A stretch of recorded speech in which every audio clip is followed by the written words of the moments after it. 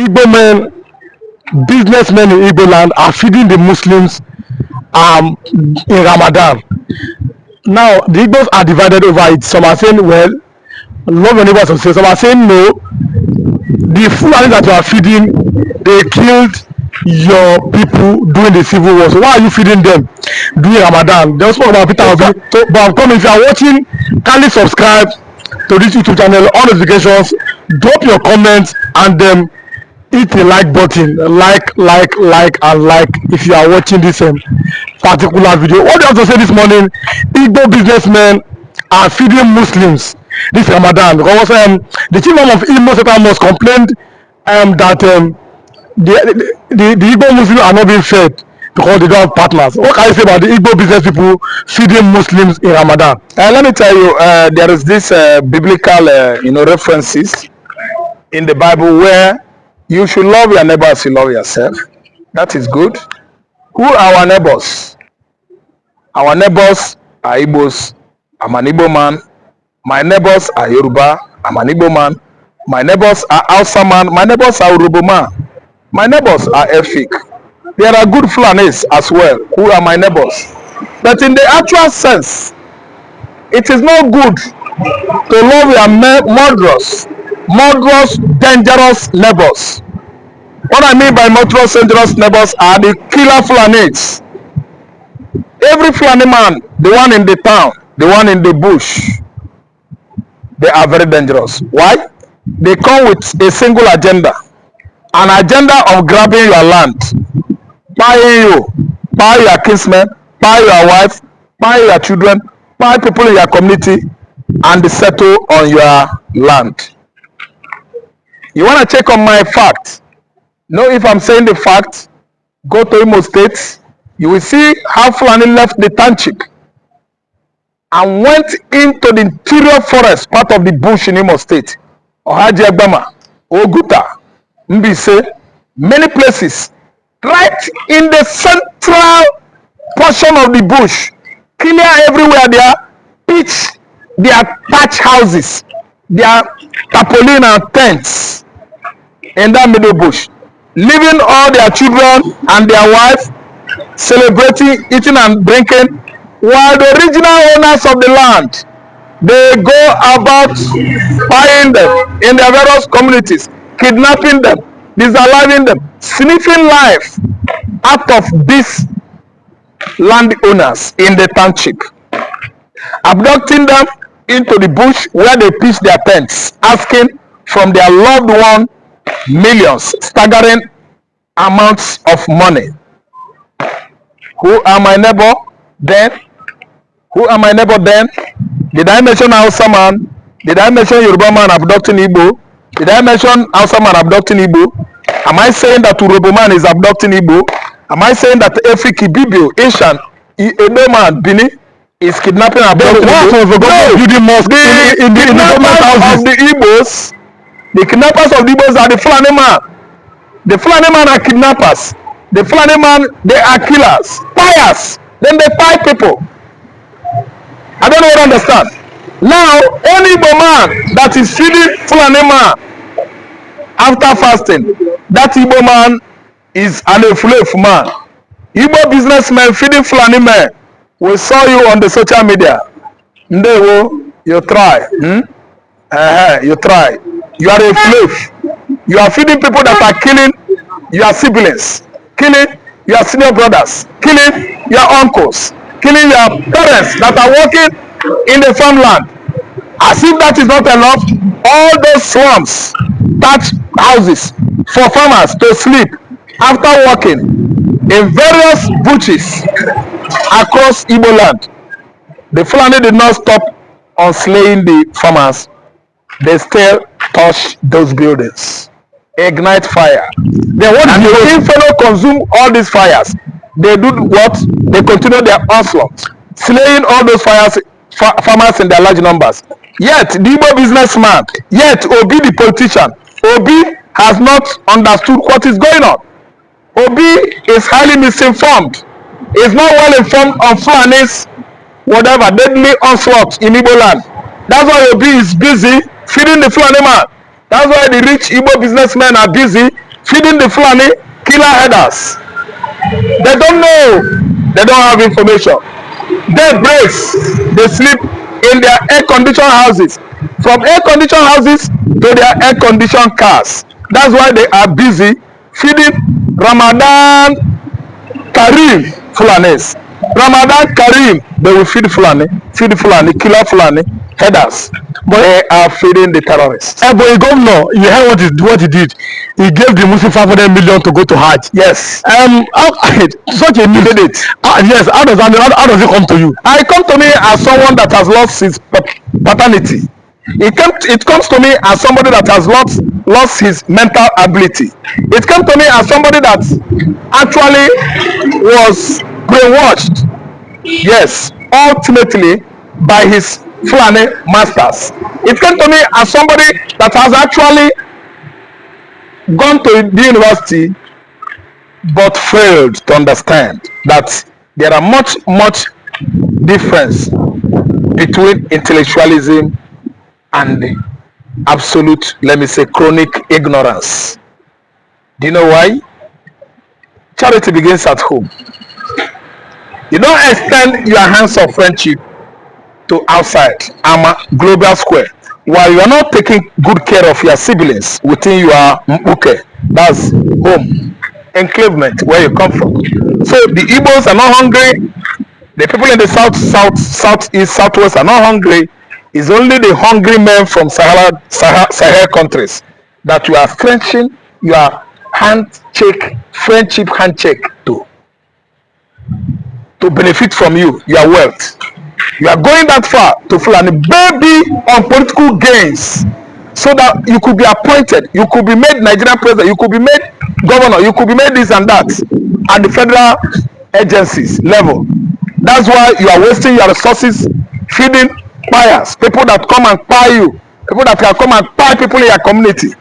You are wasting your resources on them because of what? Lack of information. You lack basic information, so you don't know what's happening around you. Your own is to sleep, AC, wake up, AC, your car, AC, your office, AC. You are not listening to the voices of the layman, common Nigerians. That those Fulani politicians are the problem we have today. This is why Nigeria is drifting backward on a daily basis. Can the Igbos and Fulani ever agree? Hegemony.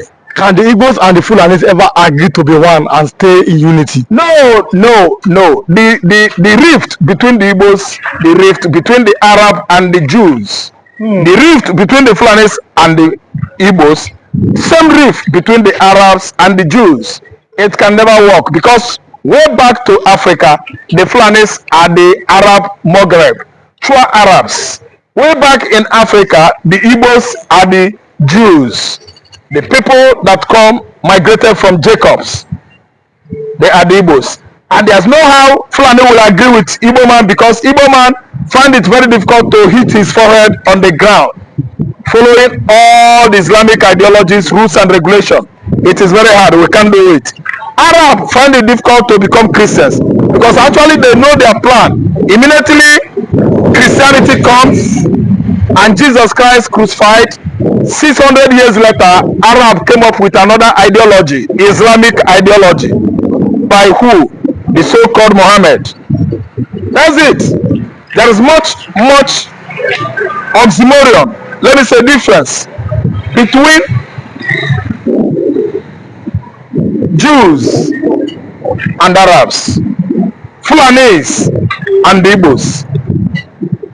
It works hand in hand. It is interwoven. It has what? Soul. Heaven knows what I'm saying. That Fulani and Igbo man can never ever agree. Now as we close, the Igbo youth, what do you think they should do to their politicians or their businessmen who are feeding the Muslims instead of helping their own brothers? Messages in the southeastern part of Nigeria. Information matters. As I'm dispersing my own information to them, so the youths all over Igbo land, all over Nigeria, all over North, should be sensitizing their businessmen to stay away from Fulani. Fulani people are dangerous. Fulani man is murderous. As I'm sensitizing and giving information to all my brothers, my business brother, Igbo brothers, so are other Igbos in diaspora in America, Asia, Australia, Oceania should be at least dispensing their information and messages to their fellow Igbos, to Igbos in Nigeria and outside Nigeria. Not to be mingling with Fulani. Fulani man is out to kill you and grab your land. Fulani man has come to pie you, grab your land. He was made governor in Abia State for straight good 8 years, and he blundered and useless the resources allocations that were, going to that state. So what I'm trying to say is that Ozo Wakalu is the errand boy. Ozo Wakalu is a friend of the Fulanis, which is why he turned his back on Biafra agitation. Even the supreme leader of IPOB, Nnamdi Kanu, from the same community with Ozo Wakalu. Ozo Wakalu could not, have that kind of passion to at least play along with Mazi Nnamdi Kanu, simply because he's an errand boy of the Fulanis. So what I'm trying to say is that the reason why those killings are going on, abduction and kidnapping by bandits and Fulanis in the southeast, was simply because the governors we have in the southeastern states are all errand boys of El-Rufai, Abba Kyari, Muhammad Buhari, Ahmad Bache, all the Fulani oligarchs in the north. They are their masters of the southeastern governors. But are you not afraid? They are starting to build some mosque in the east. Are you not afraid that with this Islamization that is coming to the eastern part of Nigeria, the process is going on? What do you think? The Islamization process has started already, which is why you see how many people that were disallowed at the axis of Igbo North. Igbo North is Enugu State and Ebonyi State. Since December till now, more than 50 people were neutralized, killed or demised by the Fulani and bandits, kidnappers. And that is the Islamization process that we have been happening and drumming about, being abated, assisted, and what? How do I put it? Aided by Nigerian military and the police. How do I mean? The police are helping in the sense that anytime the headers are clashing with Eastern Security Network, Nigerian police will side headers, protecting headers, disallowing ESN. This is not allegation, this is my own state and region.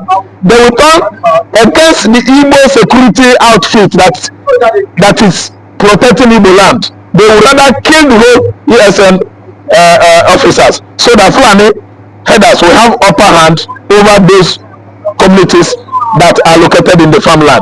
You can see what's happening in Igbo State. That farmland is full of houses, slums, thatched houses. That's where farmers, they cultivate, they sleep there, they eat and drink there. On going home, after going home, the days they go home is just on Saturdays. Rest, go church. On Monday they embark on their journey to the farmland.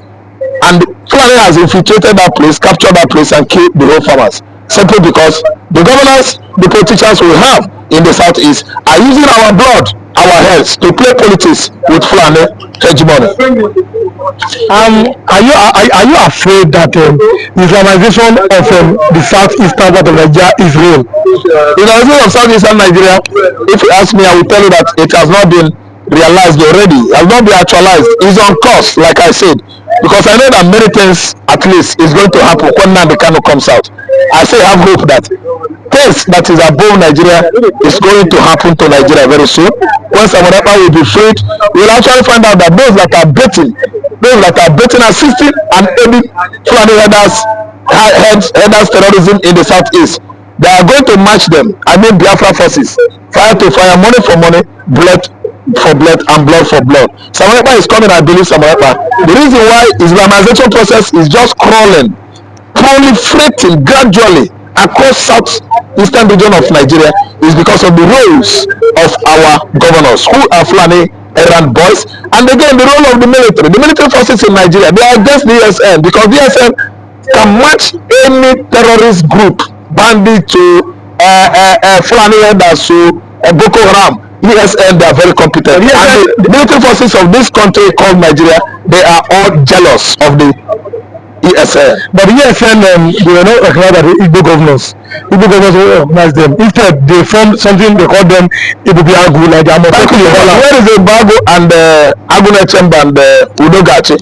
When the Fulani Raiders attack Ebonyi State and raise off with fire many houses, killing over 20 Abakaliki Ebonyi State farmers. Where is Udogachi? Where is the Bago initiated by the governors? Where is Aguna Chemba initiated, formed by Charles Soludo, governor of Anambra State? Where are they? Nothing. They are nowhere to be found because those are errand of Fulani boys, the errand boys of the Fulanis. I mean Charles Soludo. Yes, all of them.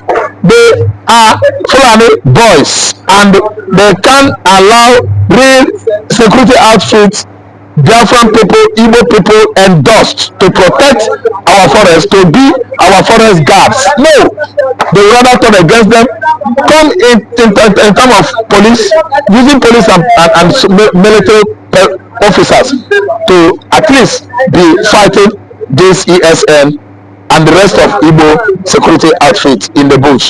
The governor of southeastern Nigeria, that the problem that region has today, right from onset, ranging from the time of Sisi Ono of Erugumbo. Sisi Ono of Erugumbo was forcefully made to win election of 1983 by Chagare and his Fulani cronies in the north, and actually that was short-lived by the then military junta that struck in the eve of 1983, December 31st, and took over Chagare regime.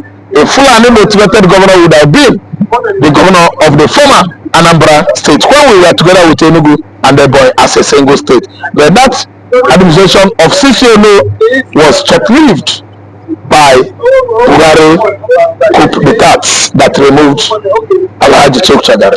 And there is a lot of thought now. There is a lot of thought we say that that the all Igbo politicians who have always favored the government, they have always been used and dumped. To give an example of Dizani Alice Amadweke under Jonathan, they give an example of this man, former CBN under Muhammadu Buhari, that every time the Igbos always take the fall.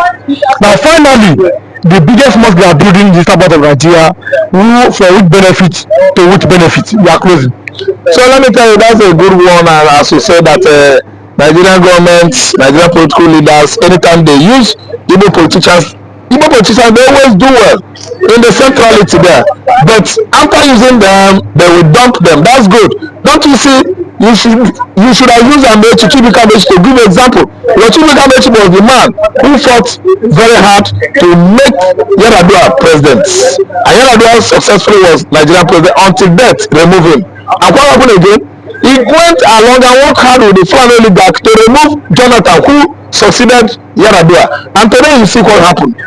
Jonathan was removed by the son Amechi, his brother, and Amechi's fighting hard to remove Jonathan in favor of Buhari was who today? Amechi was discarded like what? A scrap of bread. They trashed Amechi, and Amechi is now shouting, crying foul, because the whole job he did to make sure that Buhari, defeats Jonathan by aligning with the governor forum. The governor forum chairperson, the chairman was Saraki Olushola Saraki. No, Ahmed Saraki. The governor forum that removed Jonathan was led by Amechi and Ahmed Saraki. And today, Amechi was eyeing presidency that after, in the long run, after the whole conflict against Jonathan that actually ousted Jonathan from power, he, Chibuka Amechi, would become Nigerian president. But you can see today, Buhari was there, he was there, Amechi was there. At the end of the day, Buhari turned to Tinubu that comes from Yoruba axis of Nigeria, and Tinubu became a president. Buhari trashed the Igbo man, Chibuka Amechi. For me, here, Amechi was expecting eyeing that seat after he worked hard day and night round the clock to do what? To betray his brother Jonathan. But two of them came from the same region, Niger Delta. And today, you see how Fulani use Amechi and trash him. Amechi was crying foul last week. I'm an Igbo by birth. Nobody will say Kwara is not Igbo. I am Igbo by birth. Let me tell you, Amechi, whether you are Igbo or not, Igbo, where are living. So finally, there's a witch at the night that people that Igbo are not Igbo. What I found out about that? The wicked ranting and chanting and tantrum